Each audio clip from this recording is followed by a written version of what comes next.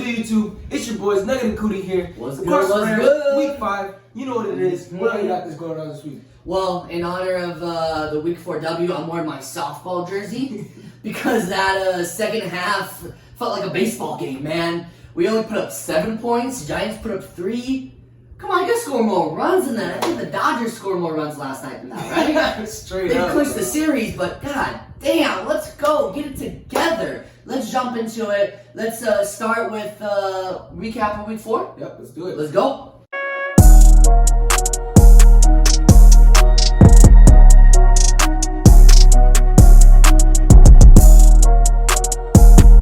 Alright, breaking down. It was a dub, but it wasn't clean, it wasn't fun to watch, it wasn't. I mean, how did you feel watching? I know how I felt. I just felt bored. Yeah. I just felt like we just played to the level of our opponent, and they're bad, so we just played bad, and it was just. They tell you. I mean, did your high school coach tell you that? Don't play to the level of your opponent. Now they're doing it in the pros. Like, come on, you can't be doing that. It was just bad. And I was watching Whitworth on Colin Cowherd, and he was talking about how before the game, McVay was coming and saying how we knew exactly what the Giants were gonna do. They're gonna come out, be physical and all this, like they're gonna be sloppy. And if they knew, I was thinking like if we knew all that, like why didn't we adjust for that and why didn't we clean it up and be efficient? You know? So the only thing I can kind of think about is like, look at the Cowboys game and look at this game. I think this is how McVay wants to play. Yeah. And I don't know if that's a good thing or a bad thing. It really just depends on how you look at it. I mean, we're 2-0 against those teams. Those are the games we won. We didn't win the shootout against the Bills. So yeah, no, for sure. I feel like we're definitely grinding it out, but at the same time, when we're playing teams that are not as good as us, I feel like we gotta come after them harder, bro. Yeah. Like especially in the first half, bro. I was just like not like happy with our performance at all. And I think coming into this next week, we need to put it on them. We need to score. We need to just be way better. We have to. Period. I mean, we're playing very similar teams, and we'll get into it a little bit. But I kind of want to talk about something good I saw was on second downs in the first half. We had 3 sacks on second down that put them into third and long situations, and they didn't convert on any of those. Since we are facing similar teams, that's something good to do. Like they're young quarterbacks. But our defensive line was feasting in that game. And that's something to look on. It wasn't just AD. Like AD is coming in, he's causing all that disruption in the middle, but it's the other guys who are also doing a great job getting after the quarterback. And that was something that looked good coming out of last week. Well, and another thing that looked good again was a first drive. Yeah. They had a first drive where they scored again. I love how they used a little deception, a little trickery in there to make that drive happen. Yeah. I mean, Everett, dude, that goal line right? play is nice. It's nice. It works. It works all the time. They did it with Woods a couple weeks back. Now they did it with Everett. Something very similar. I know it's tight end, wide receiver, but it was very similar. Yeah, no, that's like something that McVay tends to go to a lot, like in the goal line, and it works. So I think like teams are gonna be on notice, and I think McVay is gonna start like switching it up, maybe like fake end arounds and stuff, just because they know it's gonna come. So and McVay's smart, so absolute McGenius. Come on, he knows what he's doing. Exactly. I do gotta call out your boy, especially my boy too, Aaron Donald with the. Come on, man, it's you, so I'm not gonna be as upset. But you can't be having that penalty like that. I mean, that's 15 yards. What was it? Unnecessary roughness or unsportsmanlike? Yeah, it was unsportsmanlike conduct. I mean, you can't do that, especially in such a tight game. I mean, they score a touchdown and they get an extra 2-point conversion. The game's tied. Mm-hmm. So we can't have mistakes like that. Yeah. But it's AD. We'll excuse it. He's a beast. Yeah. Wouldn't want to upset him. Yeah. The way I looked at it was. He needs a composure coming down in those situations, and you know he tends to lose his composure a lot, especially when like we're face to face with somebody. But that dude, number 65, dog, that dude was instigating fights all over the field, dog. He instigated that fight with AD, and then later you saw in the Jalen Ramsey fight, he's over there pushing coaches, acting crazy, man. That dude needs to chill. So, like, I don't know, the NFL needs to look at that fool too. But for the most part, we need to just stay composed coming down the stretch. Just of these games that we should win. We need to stay composed and not make careless mistakes like that. Speaking of careless mistakes, on Goff's interception, only thing I can see, he just tried to force it in there. Yeah. He can't be doing that, especially in tight games. I know he's gonna make mistakes. They're all professional athletes. It was from being in watching the game. It seemed like he was just forcing it in there. He was throwing pretty well all game. Yeah, exactly. He can't make those mistakes. That could have been the difference between winning and losing. Speaking of turnovers, one of my keys of the game was to win the turnover battle. We didn't do that. Everett. Yep, Everett fumble. Yeah. Goff's interception. That's 2 to the 1 that the Giants had. Ended up being a game-winning interception, but still, obviously, it's keys of the matchup aren't saying, hey, you're gonna have to do this to win, but if you do this, I'm saying there's a 90% chance you're gonna win. And first downs, they couldn't get a first down to save their damn life. It was crazy, man. It felt like every single time we were third and not necessarily that long, and we couldn't figure it out, and it was just like frustrating. Couldn't run the ball. Yeah, it was really frustrating. It was a tough game, but we won. We're going to put that behind us now. We're not going to worry about that anymore. It's honestly, for now, it's just about us moving on to the next week and being a very similar team.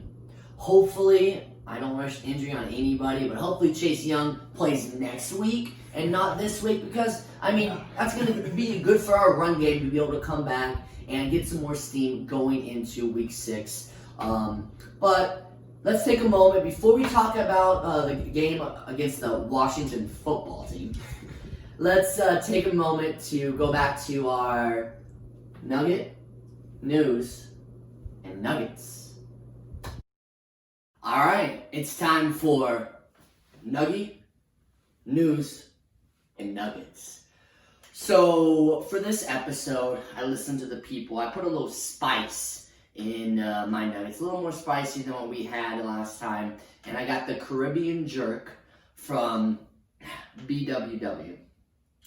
So, you know, I'm a little nervous. I don't do spice very well, but it's what the people wanted. Somebody messaged me.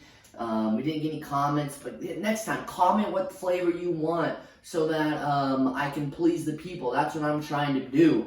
But let's start with some news first before we get into the wings. I want to start with some good news. Cam Akers is looking good to go. He was a limited participation on Wednesday. Again, Wednesday is more like a walkthrough day, small day. But Thursday, he was a full participant. We're waiting to see what happens, what comes out on Friday. We're recording on Friday, so we're waiting to see what happens. But let's try some of these wings. All right, I'm going to start with we got the boneless one right here. Again, Caribbean jerk. It's going to be spicy, so I'm going to put a little ranch on this thing. Let's see what's good. Okay. No. Definitely more flavor than the ones we had 2 episodes ago. It's just, I don't know. I know if I'm going to find that sauce that's better. Again, let me remind everybody, the goal of this is to find a sauce that tastes better on boneless wings than they do on traditional. I just don't know if that's possible. I do need a little water. But we do have some bad news that we have to discuss about the Rams. Micah Kiser is hurt with the groin injury. He didn't practice on Wednesday or Thursday. He's one of our starting linebackers. That's something that we need if we're going to be able to stop the run. And it's just, man, we need him to get back ASAP. That's so important. It sucks. We need him back. Somebody that looks like we are going to come back is Jordan Fuller. Fuller, who was a full participant on practice on Thursday. So good. That's another good sign. We need that defense to stay strong so that offense can do what it does with McVay behind the helm. Now it's time to try the traditional wing. I got to do some ranch, and it's a little spicy for me. Let's give it a try.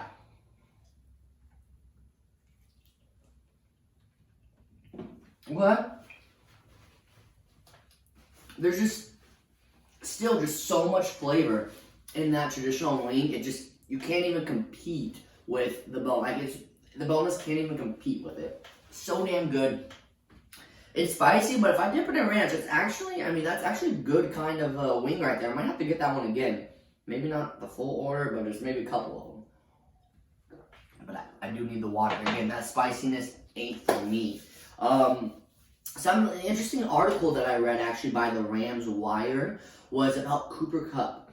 And what they did was they looked at PFF grade of single coverage for wide receivers in the NFL. And our boy Cooper Kupp was ranked 2nd overall, just behind Adam Thielen. They actually gave him a ranking of 91.4, which is, out of 100, that's pretty damn badass.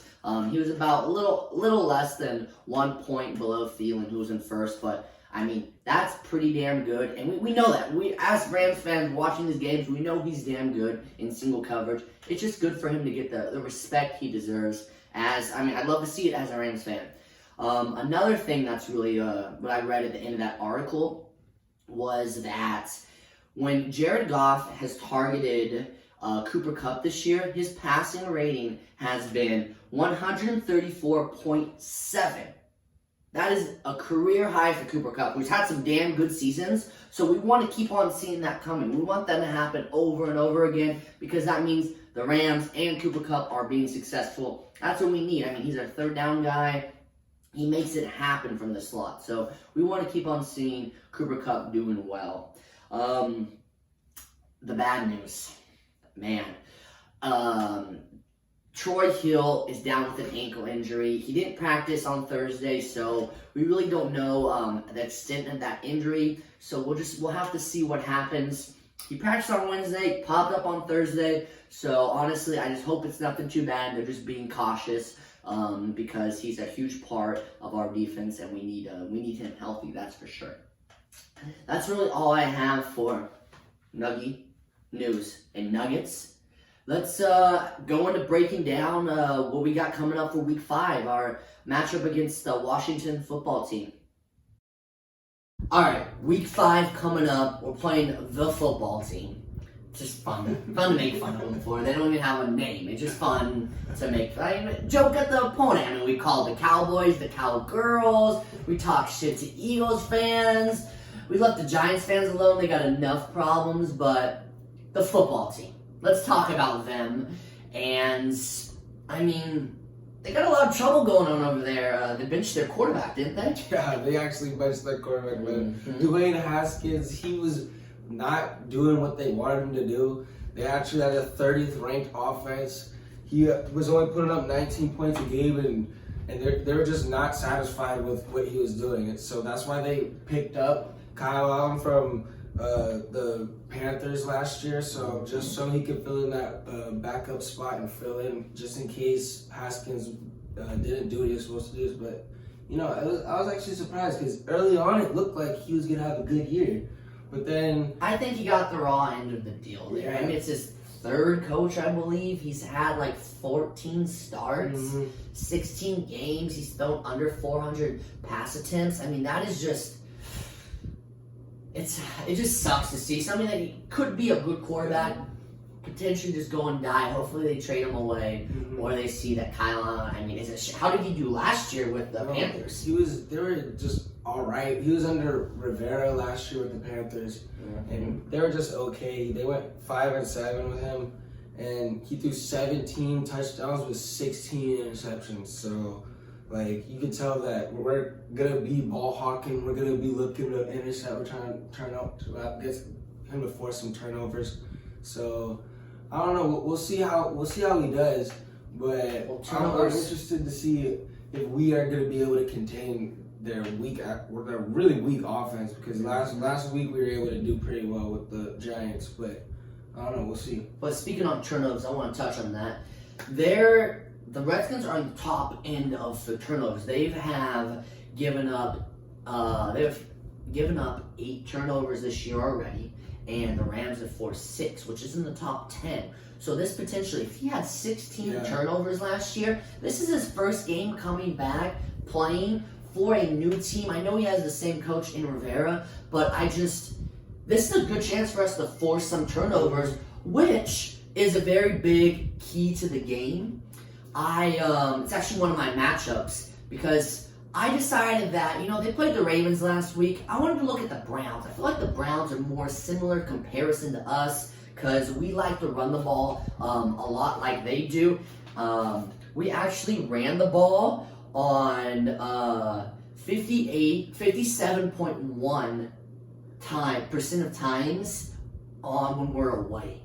Which, I mean, that's like top in the league. I think we were like top 3 when it comes to, it's definitely, especially in a pass-heavy league we're in.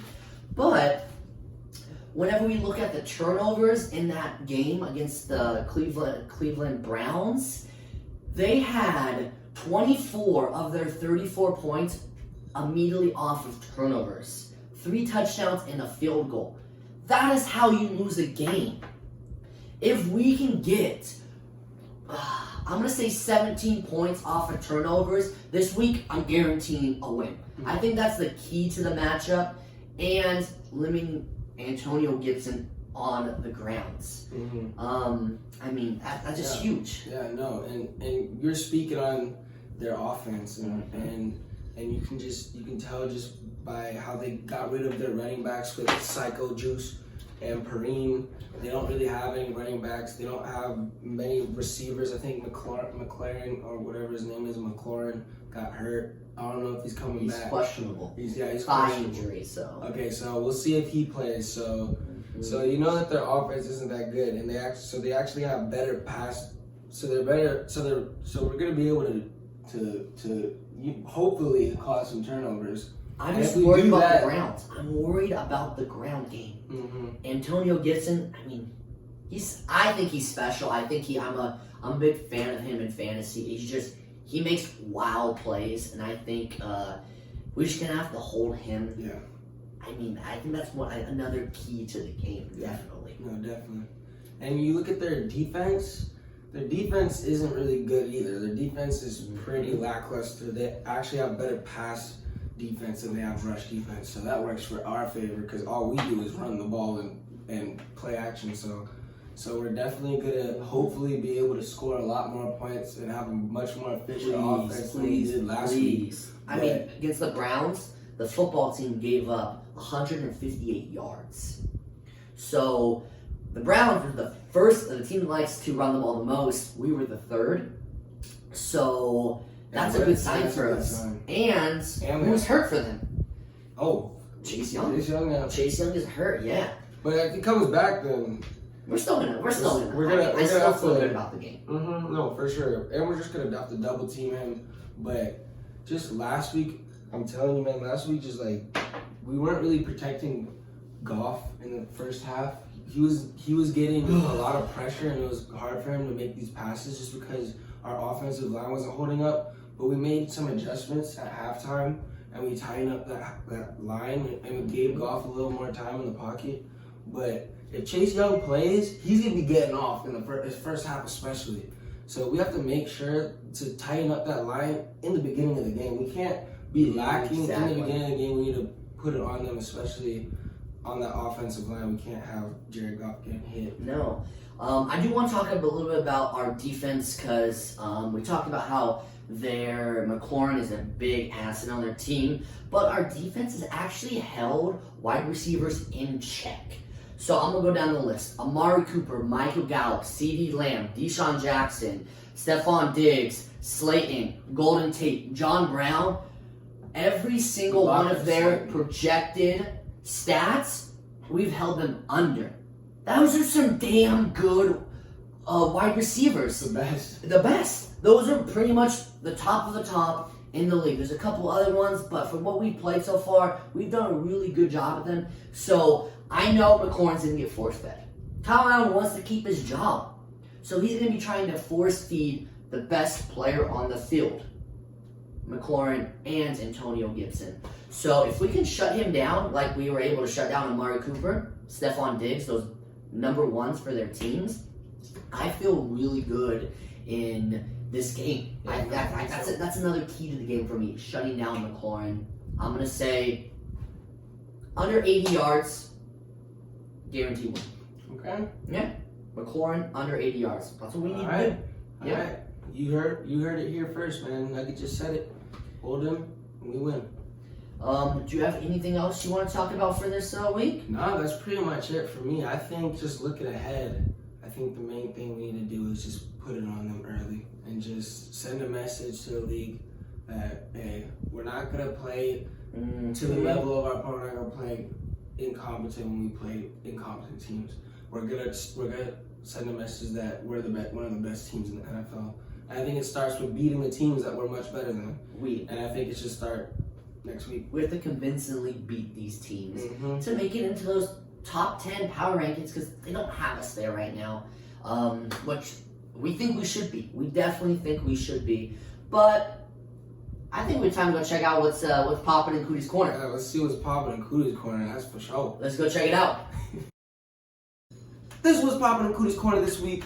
This week, it ain't no Rams. It's the Lakers and the Dodgers, man. You know LA is going crazy lately, man. You just seen the Lakers just won the chip probably by the time this video is gonna get posted. But we just went crazy, man. I swear, looking back on the whole season, it was crazy how everything that we spoke on really came to fruition, and now we have a championship to show for it. So now we're working for the Dodgers now. We're working at the Braves next series. We just sweat the SD Padres, man. We're in San Diego, and I'm a huge Dodger fan, so it was so much fun just being in these San Diego bars, just watching the Dodgers just absolutely go crazy. So LA has been going off these last couple weeks, man. There's been a lot to celebrate, and we're looking to more. Let's keep going, man. Let's keep winning, bro. And it starts with the Dodgers coming up with the Braves. But besides that, that's what's popping in Kudi's corner this week. Hopefully that winning energy comes over and the Rams just stomp out the Redskins. But not the Redskins, my bad. The football team. But yeah, that's what's popping in Kudi's corner this week. I'll see y'all next week. So, some Rams advice of the week. I went 1 for 1 last week. He just needed a couple more yards to get me there. I mean, you're breaking even. I can't really complain too much about that. Trying my best here. I have 3 more plays I want to talk about. And the first one, I don't love it, but I got to be truthful to myself. I got to be honest. Jared Goff, under 270.5 yards. I mean, that's the Rams. We saw what the Rams want to do. We run the ball, especially on the road. 270 yards. I mean, that's a good amount of yards. Yeah. I mean, he didn't hit that against the when they went and played the Giants. So, I mean, I feel pretty confident in that under, and I don't like it. But I'm trying to help you guys out. No, I like that, honestly. Because you were speaking about how the Browns put up like 150 rushing yards. Yep. And we rushed just as much as them. And Baker had under 200 passing yards. Yeah, exactly. So there you go. That's all you need. So, and you're saying how we're very similar to the Browns, so... Smash play for me. Honestly, it's a smash play. And then he's going to throw the ball around 25 to 32 times. So, who's going to catch him? Good old faithful Robert Woods. 4.5 receptions. I mean, I feel like we got to smash that over. He can do that on a drive. He can get 3 of them on a drive. Yeah. That's how good he is. And we know McVay is going to have either start of the first half or start of the second half, him scripted to be targeted. That's what we need in this situation, especially against not a good team of the football team. God, I hate saying that. You said it was 3.5?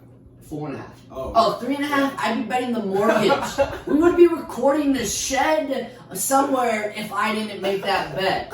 But no, I mean, if I would have won that bet, we'd be recording a mansion. But no, I just 3.5 all day, any day, times 12. But another one, Gibson, 51.5 yards. With his speed, his strengths, I think that is definitely possible, especially how I talked about Micah Kaiser being hurt. Linebackers, 2 of them were hurt this week, so I definitely think it's possible. Not one that I love like crazy because I think he may be scripted out of the game because I think they're going to be trailing. Vegas has the Rams -7, so that means the football team +7. So I'm not crazy about it, but I can very well see that happening. So I just have to let you guys know about it. But I'm going to stand behind it. I'm going to say over 51.5 yards. Anything to comment on those bets? How do you feel well about them? To me, they sound pretty good. Okay. Yeah, all you're checking out all the check marks. So. Perfect. Well, then this was a good episode. Yeah, great. I mean, we recapped the team. We wait. Oh shit. What? We forgot about the one, the only Jalen Ramsey. Hey, slam fools. Jalen Slamsy. Boom. Slamming fools, man. That was a crazy play, man, by a quarterback to run through a block and just suplex a fool, man. And not only just any fool, somebody that has prior history with, man, that was insane. And I want to point out the player fest. That was a huge play in the game. Yeah. It wasn't just some first quarter play. It was towards the end of the game, fourth quarter, right? Yeah. Was it on third down? Yeah, it was on third down. He shredded that block like that was a rag. Yeah. Get off me, son! Now I'm gonna slam your player, and that's your fault. Damn. That was insane, and they have prior history, man. Yeah, tell me, what's up with that? Yeah, it's crazy, man. Ramsey and Golden Tate's sister had a relationship, and they actually have 2 kids. And a couple years ago, I remember this happening on Twitter because like somebody tweeted like the rumor that Ramsey broke up with Golden Tate's sister and went to some like stripper or something in Vegas. And Golden Tate commented on that post like, he's gonna have to see me. Yeah, he said he's gonna have to see me on Twitter. And we saw what happened when he finally caught up to him. I'm saying, and then you see what happens. He slams him on the field, and then after he's like, "Nah, fuck that." They came to blows, didn't they? Yeah. Apparently they was throwing punches or something. I couldn't find any video on it. They just didn't. I mean, they probably don't want that shit out there. No, and then the Giants coach comes out and says, "Yeah, Ramsey started throwing first."